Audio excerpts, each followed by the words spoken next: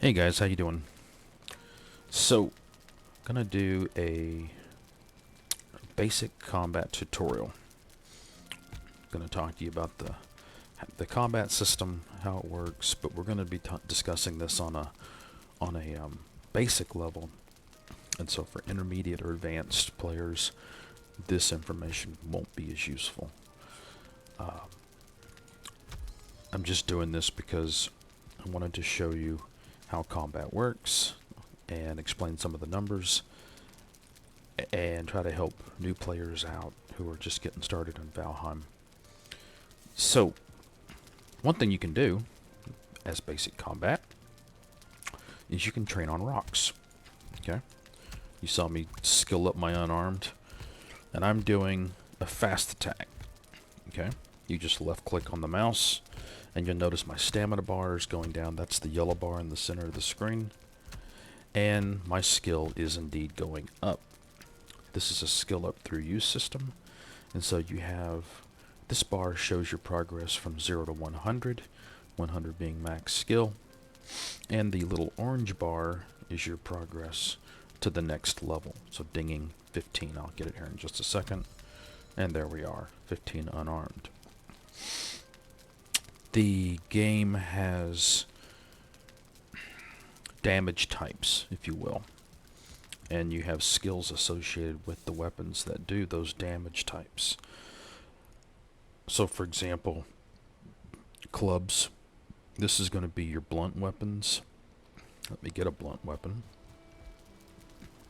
so that I have one. This is porcupine, arguably the best blunt weapon in the game, but it also does pierce. So this is a combo weapon, but this weapon is controlled under the club skill. This is the black metal sword. Let's see if I can show you some numbers here. So you can see it's slash. Here's the Draugr bow. This is the top bow in the game. You can see it does pierce and some poison damage. So that's quite nice. Here's the top axe. This is controlled under the axe skill. You can see axes right here. You'll use axes a lot early game because the flint axe is the best early weapon, other than the crude bow. And so I think everybody winds up with some axe. But then once you get to the Bronze Age, you'll transition to your weapon of choice. The best weapon type in the game, in my opinion, is clubs, is blunt. It's the weapon type, the damage type that has, as far as I know, very few critters are resistant to crush, and some very important enemies are vulnerable to crush. There's also pole arms. You see, I've been messing with the black metal 8 gear. At gear. Basically, it's a halberd. Interesting weapon. It's slow, but it does have a very interesting AoE, which I can't do in... Well, I'm getting ahead of myself. Okay, let's just talk about your basic types of attack. Okay, so you've got your quick attack and you've got your strong attack. Okay. I really prefer the quick attack. I've messed around with both quite a bit, and I think the strong attack really should only be used after what's called a perfect block. Okay. Let me go ahead and eat real quick. And of course we need to talk about blocking. So quick attack, strong attack, and then blocking or parrying. You right click the mouse, you can hold it and move and swing through it. I do recommend doing that for boars. There aren't many other enemies I would do that with, because you burn a lot more stamina. If you hold and don't time your blocks, you will burn a lot of stamina. I heard a... Oh, here we... okay, you can also roll. So what you do is you hold the right mouse button, move in the direction you want to roll, and then hit the space bar. Okay? It's a good move against shaman. It's a good move against trolls early on. When you don't have the gear and the skill level to melee a troll. And, you know, let's be fair, let's be kind here. When you just started playing the game, going toe-to-toe with a troll, even in bronze level stuff, is tricky. Now, let me show you the stamina burn with a bunch of enemies. Let me see here. Come here, guys. So that's a perfect block. See, he gets staggered. Okay. You want to do perfect blocks. It's very important. Okay. See how my stamina's going down? Hello, lag. The reason you want to get perfect blocks is because of the... Okay, so you've got the parry force of 60. And then the parry force... Well, it's okay. It's the shield. Okay, the parry force is the knockback, the stagger. Okay. And the amount of damage you block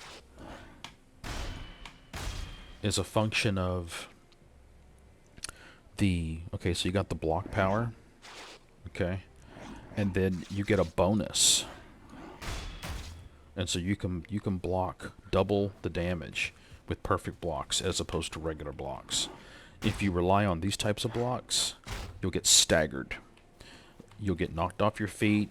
You'll be going through the staggered animation, and it's a very bad thing. Okay.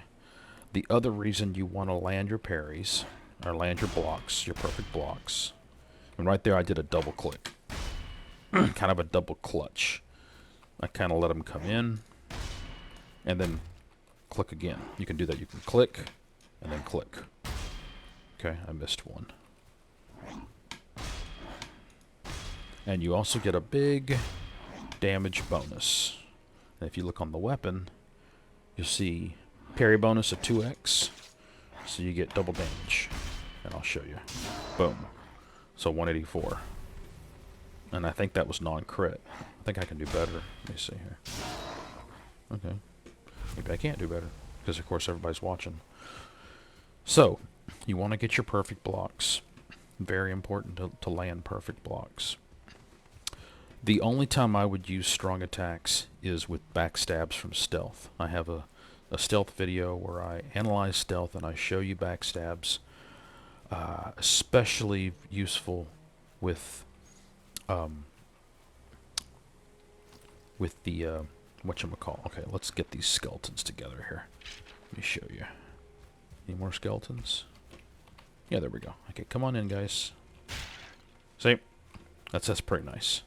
That was the strong attack. So pretty interesting. If you're big into pole arms, the weapon also has reach, so you can get in. Let me show you how close. So see how it's hitting. That's pretty far. And with the sword, oh, okay, maybe it doesn't have reach. And see, the sword moves you forward when you swing. I kind of like that. So I think all one-handers do that, though. I don't know that the 8th gear does that. Let me see. It doesn't. You stand still. But the excuse me, my tree pollen's killing me. This AoE is quite nice. I'm just not a big, you know, I don't dig pole arms, so I just don't use them. It's just personal preference. There's nothing wrong with them per se. And if you like pole arms, knock yourself out. Have a good time. As I always say, it's your nickel. Enjoy yourself.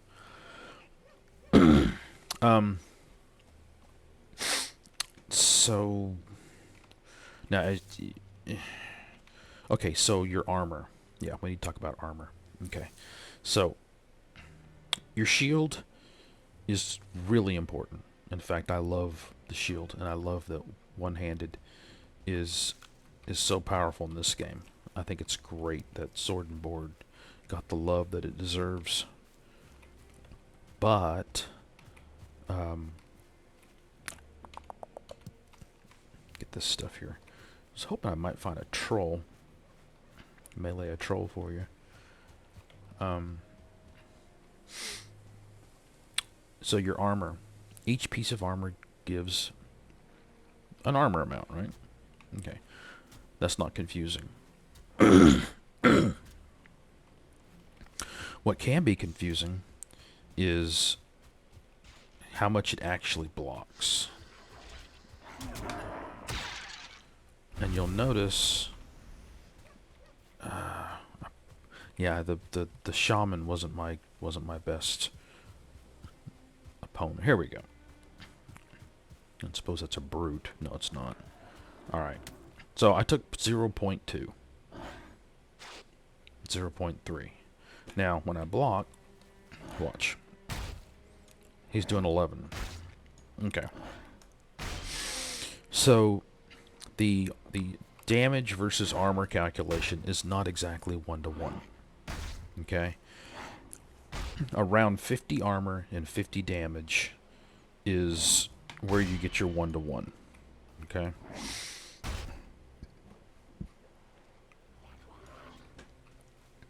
And there is a diminishing return on higher armor. So for example, well, let me say that again. If you get hit for 100 points of damage and you have 50 armor, you'll take 50 points of damage.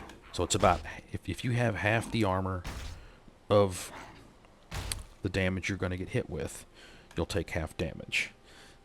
But it doesn't trend linearly upward from there. So if you have 100 armor and you get hit by 100 points of damage, you'll take 25. And so on and so on and so on. Okay. That's why this Grey Dwarf is able to do a little bit of damage to me. Okay, because of how the armor mitigation calculation is handled. It's not really that complicated of a formula, but the point is it's not just straight up linear damage reduction. Okay? It is to a point, and then it begins to trail off. So, whatever your armor blocks, your shield, or your parrying, see, you can parry with a weapon. Okay? And because my block skill is so high, I can get away with it. And if you look here at the... So you have your block power of 20. So I can block 29 with this weapon. And you can block double that if you get a perfect. I need to find something that does about 50 points of damage. Who does about 50 points of damage? A Draugr? Maybe? Perchance? Perhaps? That could be interesting. Well, sure as hell ain't a deer.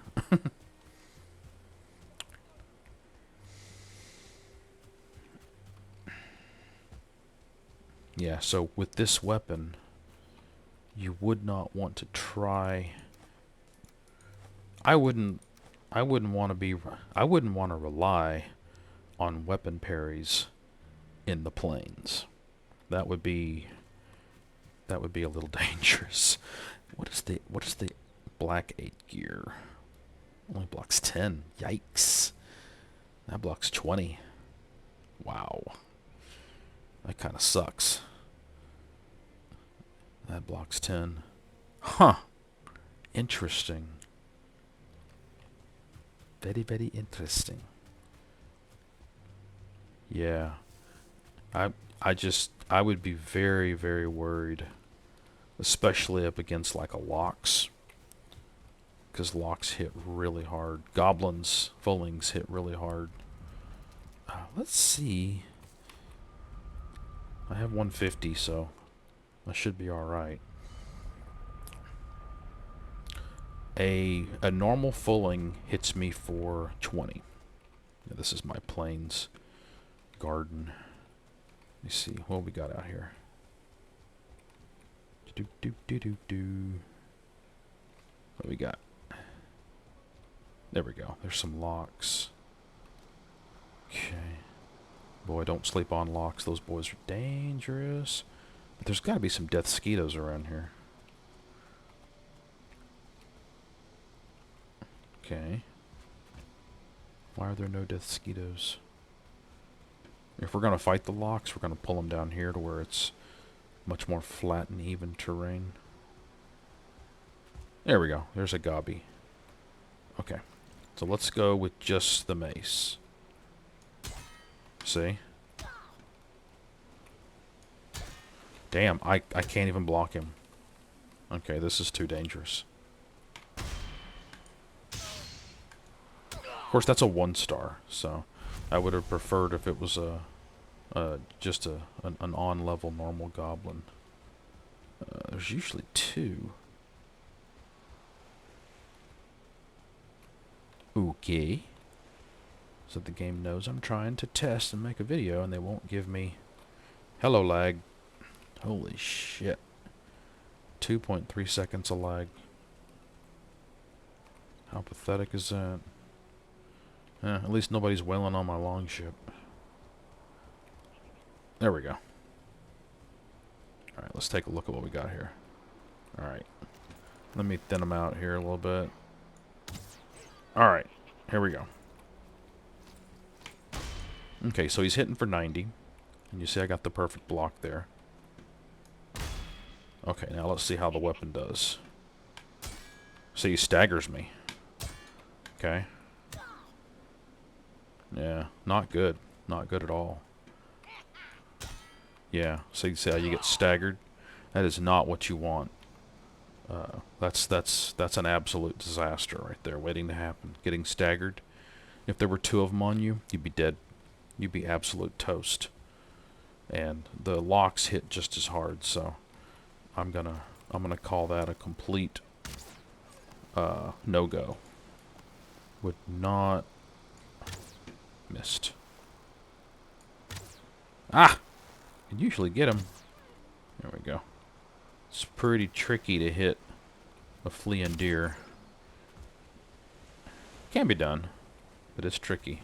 And I'm not the world's best Valheim archer by any stretch of the imagination. Okay, combat tutorial. Basics. See the wet? Do not go into the mountains when you're wet. And do not face Goblin Shaman when you're wet. Let me show you why. Da da da da da. See this here? Weak versus frost, weak versus lightning. Let me assure you, weak doesn't begin to describe it.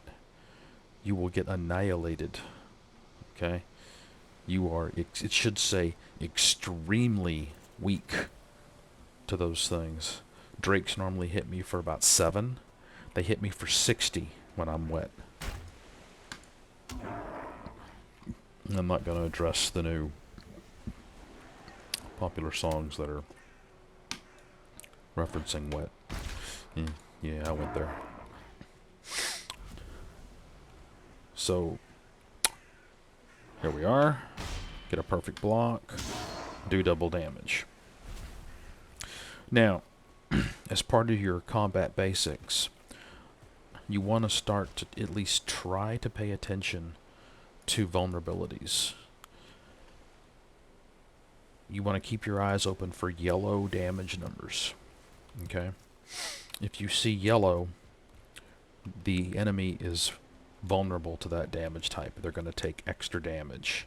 And I will show you right over here a particularly good Plains opponent to use the porcupine on. Because the old locks over here, you need to be hunting locks when you get to the Plains. Okay, the locks are very, very valuable. You will make the best food in the game with lox meat. Now I'm not wet. And let me show you what I'm talking about here. Come on in, Loxy Lox. Oh, I didn't do that right. There we go. Those numbers ought to be yellow. You notice I'm hitting him for 164. So sometimes the game doesn't display the damage numbers correctly. Okay. And I'm full. Let's see. Yeah, I don't need a lot of stone right now. So let me switch over to the sword, and I'll show you the rather anemic damage that slash does. Oh, did I get both? That would not be good. That would not be good. Alright, here we go. Sword. Come here. I'm on a slope. Dang it. Come on. Don't fight on slopes. Look at that. 50% less. And my skills are the same. So clubs is 92. Swords 93. Okay. Each weapon skill point gives you 0.5% more damage. Alright, here we go. So let's sneak up on him. I'll show you a sneak attack with Pierce. And you see it hits him hard. So 322. So he's vulnerable to Pierce. See, I shouldn't have gone. Look at that, 40. See, 115. I'm not doing it right here and getting my block right. There we go. So, with locks, you want to use Pierce. Very, very important. And you can get lots and lots of extremely valuable, yummy lox meat. Really good stuff. And, well, guys, I think that's pretty much all I need to cover for a basic combat tutorial. I might have gotten a little bit into intermediate techniques talking about damage types and damage vulnerability. You don't need to mess with that when you're in the Stone Age. When you get to the Bronze Age, you might want to think about it. When you get to the Swamp, you definitely want to be paying attention to damage type. You will be far more successful in the Swamp if you use Blunt than if you use any other damage type. Get those perfect blocks. See, that Skeeto came in just as I swung. That was advantageous. Yeah. So land those perfect blocks. Be mindful of your positioning, your surroundings. Try not to pull and get adds. That'll get you killed, especially in the plains. Make sure you're rested. See that rested bonus? Okay.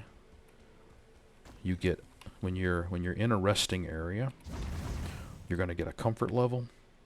It's based off of campfires, beds, rugs, other decorations like braziers, the Raven Throne. There's a chair. All these things add up. Okay, your comfort level is going to give you the rested bonus. I clicked on the wrong thing. So resting. No, rested. So plus 50% health, plus 100% stamina regen. You really want that. Okay, really important, super important. And you see I got a 12-minute buff. So now let me drop off this black metal. Now my base, my main base, has much more comfort gear in the living area here. And I'll show you, I get the maximum 17 right here. And you'll see, and my buff will go up in a minute. I am going to do a video on food. We'll talk about all the different foods at all the different levels. Come on, rested bonus. And you can always come here. Say 24 minutes. You can always step in here and wail on that rock and level up your skills. That's why I build my main base around a rock, a boulder. Okay guys, that's it for basic combat. I hope you found this helpful or entertaining or diverting, or maybe you picked up one or two things. That's all I have for now. Y'all have a good one. I'll see you next time. Like, subscribe, and share. See ya.